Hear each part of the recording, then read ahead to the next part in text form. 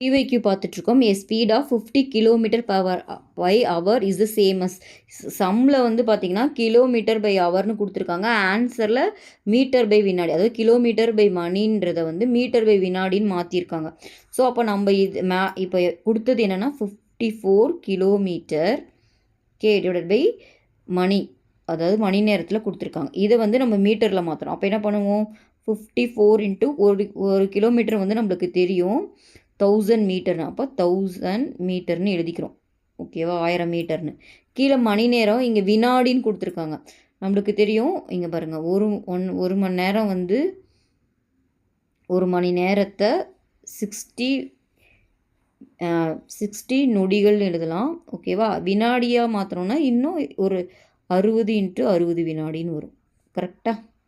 So அதை apply பண்ணும்போது மணி நேரத்தை தூக்கிட்டு 60 இன்ட்டு 60 வினாடின்னு போட்டுக்கிறோம். ஏன்னா அதுதான் கேட்டிருக்காங்க. இப்போ மீட்டர் வினாடியில் மாற்றிட்டோம். இப்போ இந்த 2 ஜீரோவும் இதில் கேன்சல் ஆயிரும். 6 இருக்கு இல்லைங்களா, இதை வந்து 54ஆல் கேன்சல் பண்ணும்போது 9 டைம் வரும். இப்போ 19 இருக்குது.